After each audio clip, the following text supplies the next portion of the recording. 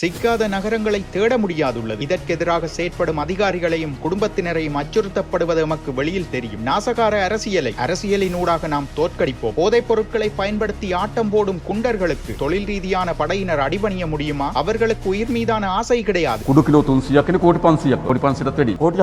அரசியல் அதிகாரம் மாறியுள்ளது. போதைப் பொருள் வர்த்தகர்களுக்கு சிறையில் சிறந்த வசதிகள் அளிக்கப்படாவிட்டால் சிறைச்சாலை அதிகாரிகள் மற்றும் குடும்பத்தினர் அச்சுறுத்தப்படுகின்றனர். அனுமான் இலங்கைக்கு தீ வைத்தது போல கடந்த காலங்களில் சிலர் தீ வைத்துள்ளனர். போதைப்பொருள் வர்த்தகர்கள் இளவரசர்களை பாதுகாத்த கதையும் உண்டு. அனைவரும் ஒன்றுபட்டால் இதை துடைத்தெறிவோம். பல 100 வருடங்களில் ஈட்ட முடியாத பணத்தை ஒரு படகின் மூலம் ஈட்டுகின்றனர். எமது செயற்பாடுகளை நாளுக்கு நாள் வேகப்படுத்த வேண்டும். பழைய ஆவணங்களை ஓரமாக வையுங்கள். அது பழைய கதை. கிலோ 300ක් වෙන කෝටි 650ක්. හිතන්නකො 1000 හම්බෙනකොට 1500ක් වෙන සමහර විට නේද? හදලා තියන්න අපි අසමත් වුණා. ඒකයි ප්‍රතිඵලය. එන මොකද්ද කරන්න උන? අන්නේ දරුවා එයාපෝට් එකෙන් කුඩුවා ඉතිහාසයේ එහෙමනේ තිබුණේ. හැබැයි ඉතිහාසයේ බෝට්ටු පුරවලා, කන්ටේනර් පුරවලා කුඩු නිෂ්පාදනාගාර දක්වා වර්ධන වෙන තත්ත්වයක් ඇති වී තිබෙනවා. ඒ නිසා මේ අද ගන්න තීන්දුවෙන් හෙට අවසන් කළ හැකි එකක් නෙවෙයි.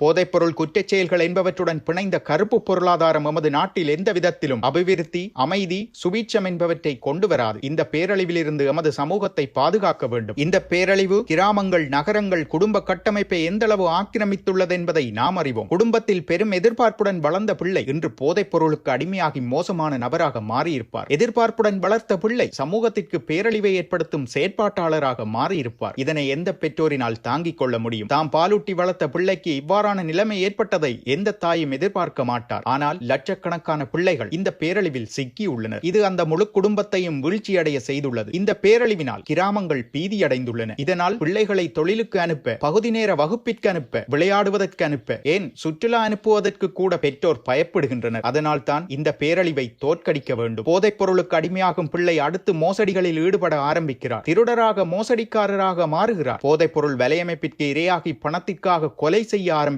கைதான 90% அதிகமானவர்கள் போதைப் பொருளுக்கு அடிமையானவர்களாக உள்ளனர். இது எமது நாட்டின் எதிர்காலத்தை முழுமையாக விழுங்கியுள்ளது. போதைப் பொருள் ஊடாக பெருமளவு பணப்பரிமாற்றம் இடம்பெறுகிறது. எந்த வர்த்தகத்தின் ஊடாகவும் பல 100 வருடங்களில் ஈட்ட முடியாத பணத்தினை ஒரு படகினூடாக ஈட்டுகின்றனர். இந்த பணம் பல்வேறு கருப்பு வர்த்தகங்களில் ஈடுபடுத்தப்படுகிறது. அந்த பணத்தினால் அரச பொறிமுறையில் உள்ள பலவீனமானவர்களை வாங்க முடிகிறது. சுற்றி வளைப்புகள் மற்றும் தங்களுக்கு எதிரான அச்சுறுத்தல்களை தடுக்க இவ்வாறு செயற்படுகின்றனர். சில போலீஸ் நிலையங்கள் இதற்கெதிராக செயற்படுவதில்லை என சில கிராமங்களில் குற்றச்சாட்டுகள் எழுகின்றன. நாம் அனைத்து போலீசாரையும் அவ்வாறு கூறவில்லை. சில சமயங்களில் பயமுறுத்தப்பட்டுள்ளனர். போதைப் பொருள் வர்த்தகர்களுக்கு சிறையில் சிறந்த வசதிகள் அளிக்கப்படாவிட்டால் சிறைச்சாலை அதிகாரிகள் மற்றும் குடும்பத்தினர் அச்சுறுத்தப்படுகின்றனர். அரச பொறிமுறையை அச்சுறுத்தி தமது பணியை மேற்கொள்ளும் போக்கு ஏற்பட்டுள்ளது. அண்மையில் சில போலீஸ் அதிகாரிகளுடனான தொலைபேசி உரையாடல்கள் வெளியாகியிருந்தன. அந்த உரையாடல்களின் பிரகாரம் போலீசார் தான் பாதாள தலைவர்கள் என எண்ணத் தோன்றும். போலீஸ் அதிகாரி தான் அச்சுறுத்தப்படுகிறார். சீருடையின் கௌரவம் இதனால் பாதுகாக்கப்படுகிறதா? இளம் குழுக்களை இணைத்து சட்டவிரோத ஆயுத குழுக்கள் உருவாகி போதைப்பொருள் வலையமைப்புடன் கைகோர்த்துள்ளனர். இது பொருளாதாரத்திற்கு தாக்கத்தை ஏற்படுத்தியுள்ளது. சமூக இருப்பிற்கு தாக்கத்தை ஏற்படுத்தியுள்ளது. இதுவரை நீடித்த பழைய பாதையில் கண்டும் காணாமல் செல்வதா அல்லது எமக்குள்ள பொறுப்பை நிறைவேற்ற நாம் போராடுவதா? இதில் எதனை தெரிவு செய்ய போகிறோம்? தாய்நாட்டின் மீதான பிணைப்பிற்கு அமைய நாம் இதனை தோற்கடிப்பதற்கான பாதையை தெரிவு செய்து அதனை அழிப்போம். இந்த பேரழிவை ஒழிப்பது எமது அனைவரினதும் எதிர்பார்ப்பு. அதற்காக ஆரம்ப முன்னெடுப்பாக இந்த வலையமைப்பை உடைக்க வேண்டும். இவர்கள் அரசியல் தலைவர்களின் உதவியுடன் பாதுகாக்கப்பட்டனர். அவர்களுக்கு அதிகாரம் வழங்கினர். அரசியல்வாதிக்குள்ள அதிகாரம் யூலம்பிட்டிய அமரே போன்றவர்களுக்கு வழங்கப்பட்டன. சில கட்சிகளின் செயற்குழுக்களில் பாதாள உலகத்தினர் அங்கம் வகித்தனர். சில சமயங்களில் ஜனாதிபதி பாதுகாப்பு பிரிவில் இருந்துள்ளனர். சில காலங்களில் இளவரசர்களின் பாதுகாப்பிற்காக இருந்தனர். ஒவ்வொரு குற்றவாளிக்கும் அரசியல் பாதுகாப்பு வழங்கப்படாத அரசாங்கம் என்று உருவாக்கப்பட்டுள்ளது. மக்கள் எமக்களித்துள்ள மக்கள் ஆணையில் அவர்கள் எதிர்பார்ப்பு பொதிந்துள்ளது. அந்த மக்களின் எதிர்பார்ப்பிற்கு அமைய அகன்று செல் என்ற பாரிய முன்னெடுப்பை ஆரம்பித்துள்ளோம். சிலர் உண்மையான பிரச்சனைகளை ஓரங்கட்டி தாமாக உருவாக்கிய செயற்கையான பிரச்சனைகளை சமூகத்திற்குள் கொண்டு வர முயல்கின்றனர். சமூகத்தை திட்டமிட்ட முறையில் ஒரே திசையில் கொண்டு செல்ல முற்படுகையில் குழப்ப நிலையை உருவாக்க வேறு திசைகளுக்கு சமூகத்தின் கவனத்தை திருப்ப முயல்கின்றனர். நாம் அந்த பொய்யான குழிக்குள் விழமாட்டோம். சமூகத்தை மீட்கும் இந்த செயற்பாட்டை வெற்றி கொள்வோம். எமது படையினரும் போலீசாரும் பாதிய பங்களிப்பு செய்கின்றனர். உங்கள் சீருடையின் கௌரவம் குற்றவாளிகளின் முன்னிலையில் கரைந்து செல்ல இடமளிக்காதீர்கள். எந்த ஒரு கடினமான சூழ்நிலையிலும் உங்களை பாதுகாக்க நாம் முன்னிற்போம். பாரதூரமான பணி பணியை செய்கின்றீர்கள். துணிச்சலுடன் உங்கள் பணியை செய்யுங்கள். நடுக்கடலில் போதைப் பொருளுடனான படகு கைப்பற்றப்பட்டது. கடற்படை நாடுபூராகவும் கடற்பரப்பை பாதுகாத்து பாரிய பங்காற்றுகிறது. புலனாய்வு பிரிவு அதற்கு தகவல்களை வழங்குகிறது. விமானப்படை, ராணுவம் என்பன அதற்கான பங்களிப்பை வழங்குகிறது. இந்த பேரழிவை முடிவிற்கு கொண்டு வருவதற்கான அரசியல் ரீதியான உறுதி மற்றும் அதற்கு தேவையான அரச பொறிமுறை என்பன இதில் முக்கியமாக முன்னெடுக்கப்படுகிறது என நம்புகிறேன். யாருக்காவது இதனை முன்னெடுக்க விருப்பம் இல்லாவிட்டால் கையை உயர்த்தி சொல்லுங்கள். உங்களுக்கு பொறுப்பு வழங்கப்பட்டுள்ளது. அதனை செய்யுங்கள். போதைப் பொருட்களை விற்பவர் அடிமையானவர். கிராமத்தில் திடீரென பணம் சேர்த்தவர் யார் என பொதுமக்களுக்கு தெரியும். இவர்கள் மக்களுக்கு மறைவானவர்கள் அல்ல. மக்கள் அதனை வெளியில் சொல்ல பயப்படுகின்றனர். சில இடங்களில் மக்கள் இவர்களுக்கு பயந்து கிராமங்களை விட்டு சென்றுள்ளனர். பொதுமக்கள் பாதுகாப்பு குழுக்கள் உருவாக்கப்படுகின்றன. குற்ற வலையமைப்பிற்கு எதிராக மக்கள் எழுச்சி பெற வேண்டும். இந்த பேரழிவை தோற்கடிக்க மக்கள் ஒத்துழைக்க வேண்டும். போதையற்ற கிராமம், போதையற்ற நகரம், போதையற்ற நாட்டை உருவாக்குவோம். அதற்கு பொதுமக்களின் தலையீடு அவசியம். அடிமையானவர்களை மீட்க வேண்டும். மத தலைவர்களுக்கு இதில் முக்கிய பங்கு உள்ளது. மத ஸ்தலங்களுக்கும் கிராமத்திற்கும் இடையிலான பிணைப்பை இதற்காக பயன்படுத்த வேண்டும். பல தொண்டர் அமைப்புகள் புனர்வாழ்வு செயற்பாடுகளுக்கு தலையிட்டு வருகின்றனர். இதற்காக வரவு செலவு திட்டத்தில் அதிக நிதி ஒதுக்கப்பட்டுள்ளது. சமூக விரோத நபராக, போதைக்கு அடிமையானவராக யாரும் பிறப்பதில்லை. எமது பிள்ளைகளை இவ்வாறு பேரழிவுக்கு அடிமையாகாத நாட்டை உருவாக்க நாம் தவறியுள்ளோம். அந்த இளைஞர்களை ஏசுவதில் பயனில்லை. அத்தோடு பலமான புனர்வாழ்வு செயற்பாடுகள் அவசியம். சகல மாவட்டங்களையும் உள்வாங்கி புனர்வாழ்வு நிலையங்களை அமைக்க இருக்கிறோம். உங்கள் பிள்ளைகளை ஒப்படையுங்கள். அவர்களை கவனித்து மீண்டும் முன்பிருந்த நீங்கள் எதிர்பார்த்த பிள்ளையை உங்களிடம் ஒப்படைப்போம். இதுதான் இன்றுள்ள பிரதான பணியாகும். இந்த பணியை நாம் நிறைவு செய்யாவிட்டால் பொருளாதாரம், சட்டத்தின் ஆட்சி, சிறந்த சமூகம், கல்வி, சுகாதாரம் உறுதிப்படுத்தப்படாத நாடு என்பன பயனற்றதாகிவிடும். எனவே அரசாங்கம் என்ற வகையில் இந்த பேரழிவை இலங்கையிலிருந்து முற்றுமுழுதாக அழித்தொழிப்போம். ஆனால் இது இன்று கூட்டம் நடத்தி நாளை நிறைவு செய்யக்கூடிய செயற்பாடல்ல. தசாப்தங்களாக தொடரும் இந்த பேரழிவுக்கு சிக்காத நகரங்களை தேட முடியாதுள்ளது. பலியாகாத குடும்பம் ஒன்றை தேட முடியா நிலை ஏற்பட முன்னர் இந்த பேரழிவுக்கு முடிவு கட்ட வேண்டும். முன்னர் போதைப் பொருட்கள் விமான நிலையத்தின் ஊடாக சிறிய பொதிகளாக எடுத்து வரப்பட்டன. இன்று கொள்கலன்களில் வருகிறது. இவ்வாறு எந்தளவு வளர்ச்சி கண்டது. போதைப் பொருட்கள் உற்பத்தி செய்யப்படுகிறது. இதனை ஒழிக்க இடைவிடாது தொடர்ச்சியான செயற்பாடு அவசியம். இதற்கு வெளிநாடுகளின் ஒத்துழைப்பை கோரியுள்ளோம். பலரை வெளிநாடுகளில் பிடித்துள்ளோம். இன்னும் பலர் வெளிநாடுகளில் கைதாகியுள்ளனர். இன்னும் சிலர் மறைந்துள்ளனர். அவர்களை பிடிக்க வேண்டும். இங்கு இரண்டாவது அடுக்காக இன்னும் பிரதான விநியோக வலையமைப்பை ஒழுங்காக ஒழிக்க வேண்டும். முழுமையான சுத்திகரிப்பை செய்வோம். இந்த செயற்பாட்டிலிருந்து சமூகத்தை திசை திருப்ப சிலர் முயலலாம். உலகில் அவ்வாறு நடந்துள்ளது. போதைப்பொருள் வர்த்தகர்களை விடுவிக்க சில நாடுகளில் மக்கள் போராட்டம் கூட நடத்தியுள்ளனர். தமது இருப்பிற்காக பல்வேறு வகைகளில் தமது பணத்தை பயன்படுத்துகின்றனர். இந்த செயற்பாட்டை முடக்க பல்வேறு கோணங்களில் செயற்படலாம். மக்கள் போராட்டங்கள், அரச விரோத செயற்பாடுகளை தூண்ட, இல்லாத பிரச்சனைகளை ஏற்படுத்த மறுபக்கம் முன்னெடுப்புகள் இடம்பெறும். இதற்கு எதிராக செயற்படும் அதிகாரிகளையும் குடும்பத்தினரையும் அச்சுறுத்தப்படுவது எமக்கு வெளியில் தெரியும். அதேபோல மறைமுகமாக செயற்படும் குழுக்கள் உள்ளன. அரசின் நோக்கத்தை திசை திருப்பும் சதி நடக்கிறது. மக்கள் ஆர்ப்பாட்டத்தை பணம் கொடுத்து மேற்கொள்ளலாம். இது குற்றவாளிகளுக்கும் அதற்கு எதிரானவர்களுக்குமான போராட்டம் மாத்திரமல்ல, அதனுடன் பிணைந்த பொறிமுறைகள் உள்ளன. இதற்கு எதிரான நாசகார அரசியலை அரசியலின் ஊடாக நாம் தோற்கடிப்போம். ஜனாதிபதியாக இந்த பணியை செய்வேன். கட்சி தலைவராக நாசகார அரசியலை தோற்கடிக்கும் பணியை செய்வேன். தேசிய செயற்பாட்டை தடுக்கும் அரசியல் முன்னெடுப்புக்கு எதிரான அரசியல் செயற்பாட்டை நாம் வேறாக மேற்கொள்வோம். போதைப் பொருட்களை பயன்படுத்தி ஆட்டம் போடும் குண்டர்களுக்கு தொழில் ரீதியான படையினர் அடிபணிய முடியுமா? அவர்களுக்கு உயிர் மீதான ஆசை கிடையாது. அவர்களின் ஒரே ஆயுதம் அதுதான். அதில் தான் அவர்கள் எம்மை விட முன்னிலையில் இருக்கிறார்கள். அனைவரும் ஒன்றுபட்டால் இதனை துடைத்தெறிவோம். எமது செயற்பாடுகளை நாளுக்கு நாள் வேகப்படுத்த வேண்டும். அதற்கு தேவையான தலைமைத்துவத்தை நாம் வழங்குவோம். பழைய ஆவணங்களை ஓரமாக வையுங்கள். அது பழைய கதை. கடந்த காலத்தை கொண்டன்றி